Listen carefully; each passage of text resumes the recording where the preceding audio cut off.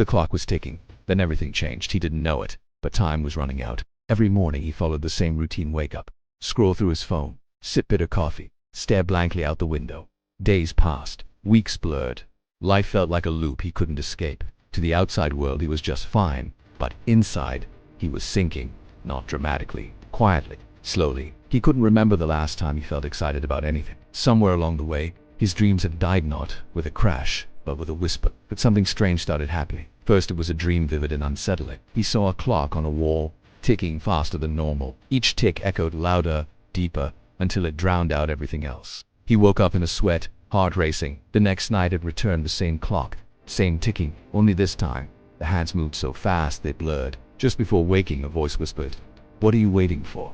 He tried to ignore it. "Just stress," he told himself. But during the day, the world felt different. The smiles around him looked forced. The conversations sounded hollow. He began to notice the regret in people's eyes: co-workers, neighbors, even friends, people who once dreamed big but now settled for safe. And with each passing day, that same whisper echoed louder in his mind. "What are you waiting for?" That's when he found the box, tucked away in his childhood closet while visiting home. Inside were old journals, drawings, letters he wrote to himself as a teenager. Bold words, big dreams. He had wanted to travel the world, write a book, build something that mattered, make his parents proud, help others rise. But somehow, life happened. The fear of failing grew louder than the desire to try. He folded his dreams and placed them on a shelf marked someday. He sat there on the floor, knees to chest, heart pounding. That whisper came again, but now it felt like a scream. Time is running out. That night, he couldn't sleep. He looked at his phone, the date, a random day. Yet it hit him like thunder. It had been exactly 10 years since he gave up on his first dream. 10 years of not now. 10 years of convincing himself he wasn't ready, that he needed more time, more skills, more money, more approval. He finally asked himself the question he had been avoiding his whole life. What if tomorrow never comes? That question broke him, but it also woke him up. From that moment, everything changed, not all at once, but deeply, permanently. He didn't quit his job the next day or pack his bags and disappear. No, the change was quieter, but far more powerful. He made a promise, a quiet, unshakable vow. "I will not let the clock run out on me without trying. Not this time." The next morning he woke up before his alarm. For the first time in years he wrote just a few sentences, but they were raw, real. He felt something stir in his chest. Was it purpose, hope, maybe both? He didn't know.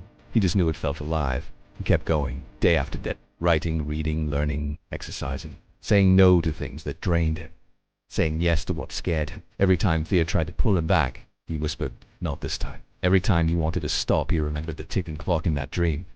People noticed, not right away. His energy shifted. His voice carried weight. His eyes, once tired and blank, now had a spark. And slowly, opportunities appeared. A mentor reached out. A small writing contest he entered, he won. An old friend introduced him to someone who needed a speaker for a school event. That speech, it was messy, but it was him. And when he finished, a kid came up and said, "That made me feel like I mattered." He broke down in his car that night, not because of fear this time, but because he realized he was becoming the person he was always meant to be. But it wasn't about the success, or recognition, or some Instagram-worthy life. It was about one thing: that he stopped waiting, that he stopped bargaining with time. Because the truth is, none of us know how many days we have left. We live like there's always another chance, another year. But the reality, one day, the clock stops. And none of us know when. You, reading this, watching this, maybe you've been feeling it too.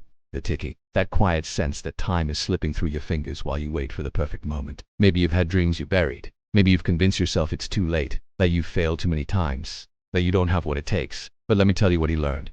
The clock isn't your enemy, it's your reminder. A reminder that this moment right now is all you truly have. The past can't be changed.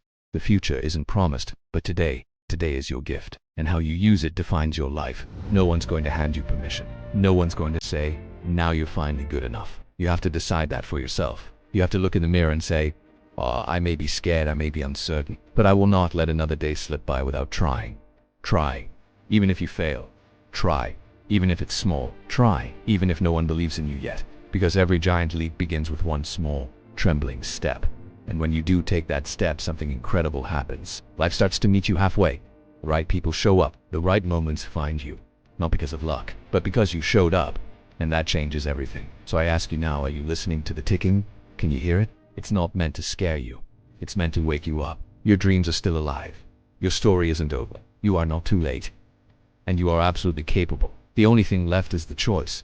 Are you going to keep waiting, or are you finally going to start? Please like, share, and subscribe to motivate yourself.